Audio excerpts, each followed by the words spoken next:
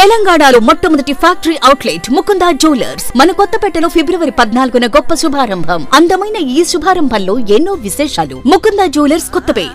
2-3 రోజుల నుంచి జరుగుతున్న చర్చ తెలంగాణ ప్రభుత్వం తీసుకున్న ఒక నిర్ణయానికి సంబంధించింది. అందులో జై జై హే తెలంగాణ రాష్ట్రగీతంగా ఉంటుందని, రాజముద్రలోనూ మార్పులు ఉంటాయని, ఈ 2 అంశాలు. మనం జై జై హే గురించి వాళ్ళ ఆంధ్రజ్యోతి వివిధలో ఈ జై జై హే తెలంగాణ అనేది రాష్ట్రగీతంగా ఎందుకుంది, కేసీఆర్ ఎందుకు పట్టించుకోలేదు, తాజాగానే వినోద్ కుమార్ మాజీ ఎంపీ అన్నారు తెలంగాణ చారిత్రక చిహ్నాలను మార్చే ప్రయత్నం చేస్తున్నారు, సరికాదు అని అన్నారు. ఇక్కడ అధికారిక ముద్రలో ఉన్న వాటిల్లో కాకతీయుల తోరణము, గోల్కొండ కోట, చార్మినారు, ప్రధానంగా చార్మినారు కాకతీయుల తోరణం, ఈ 2 ఎంబ్లంలో కనబడతాయి మనకు. ఆ అంశాన్ని అట్లా ఉంచితే కనుక ఇక్కడ జై జై హే తెలంగాణ అనేదాన్ని రాష్ట్రగీతంగా ఎందుకు ఎంచుకున్నట్లు అంటే, ఈ ప్రభుత్వం వచ్చిన తర్వాత గత ప్రభుత్వం పట్టించుకొని కొన్ని విషయాలను ప్రధానంగా పట్టించుకున్నది. మరి జై జై హే తెలంగాణ ఎందుకు అనంటే, తెలంగాణ ఉద్యమం జరుగుతున్నప్పుడు బహుశా ఈ పాట పాడని ఊరు ఉండకపోవచ్చు, పాడని ధర్నా ఉండకపోవచ్చు. కొన్ని కోట్ల మంది పాడుకున్న గీతం. ఇందులో ఈ రైటరు కె శ్రీనివాస్, దీంట్లో చాలా విషయాలు ఇందులో వారు చర్చించిన విషయాలు. అందులో ఆయన చెప్పింది జై జై హే తెలంగాణ ఎందుకు తీసుకున్నారు అన్నప్పుడు చాలా విషయాలను ఇందులో ప్రస్తావించిన అంశాలు ఉన్నాయి. ఇందులో అది ఉమ్మడి రాష్ట్రంలో మా తెలుగు తల్లికి మల్లెపువ్వు దండ అనేది శంకరంబాడి సుందరాచారి రచించిన గీతం ఉన్నది. అందులో ఆనాడు ఆంధ్రప్రదేశ్ సంబంధించిన చరిత్ర, సంస్కృతి, జీవితము, వనరులు, వీరత్వము, శూరత్వము, ధీరత్వము ఇవన్నీ అందులో కనబడినాయి. అట్లాగనే మనకు వందే మాతర గీతం ఉన్నది, జనగణమన ఉన్నది.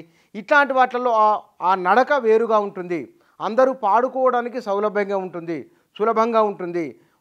ఒక 10 మంది, 100 మంది, 1000 మంది, 1,00,000 మంది కూడా ఒకేసారి దాన్ని రాగయుక్తంగా పాడవచ్చు, పాడే అవకాశం ఉంటుంది అనేది ఒకటి. 2, అందులో వాడే పదాలు కూడా ఇప్పుడు జయ జయ హే తెలంగాణ జనని జయకేతనం అని ఉంటుంది.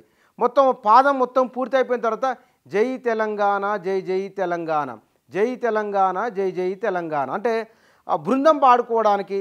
ఒకసారి పాట మధ్యలోకి వచ్చినాక పతాక స్థాయికి పైకి వెళ్ళిపోయి మళ్ళీ కిందికి వస్తుంది. ఇట్లా రావడం అనేది ఇట్లాంటి గీతాలకున్న లక్షణం. అంటే అందులో పదాలు, అక్షరాల సంఖ్య అందరు కలిసి పాడుకోవడానికి అనుకూలంగా ఉండడము. 2, ఈ జై జై తెలంగాణలో కూడా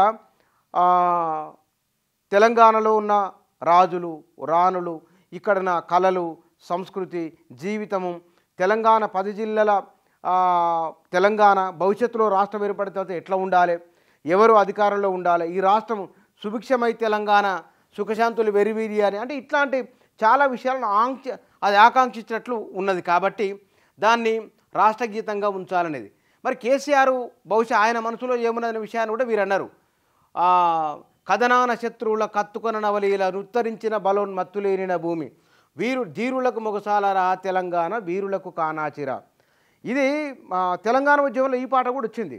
అయితే ఇది అందరూ పాడలేరు దీన్ని, ఎందుకంటే ఒకసారి బాణి పైకి వెళ్ళిపోవాలి పాట, మళ్ళీ కిందికి రావాలి, ఒక ఫ్లాట్గా రాగయుక్తంగా ఉండాలి. అది అందరూ పాడలేరు అది. కాబట్టి దీంట్లో వీరత్వం, శూరత్వం ఉన్నది, కానీ అది అందరూ పాడడానికి అనుకూలంగా లేదు. అందులో సాహిత్యం చాలా అద్భుతమైన సాహిత్యం ఉన్నది, కానీ అది పాడలేము. ఇది రాసిన వాళ్ళు కూడా రావెల్ల వెంకట రామారావు అని 1950లో రాసింది. ఇది 69 తెలంగాణ ఉద్యమంలో ఈ పాట పాడుకున్నారు బాగానే.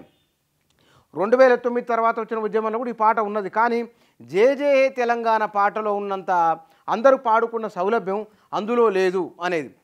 దీన్ని వర్తమానాన్ని, భవిష్యత్తును, మన తెలంగాణ రాష్ట్ర నైసర్గిక విషయాలను అన్నింటినీ అందులో అది చూపిస్తున్నది. కాబట్టి జై జై హే తెలంగాణ అనేది తెలంగాణ రాష్ట్రగీతంగా ఎంపిక చేయడం సమంజసమైందని, 10 ఏళ్ల తర్వాత ఈ నిర్ణయం తీసుకోవడము మంచిదనే అభిప్రాయాన్ని ఈ రచయిత వ్యక్తం చేసినట్లు ఆంధ్రజ్యోతి వివిధలో వచ్చింది.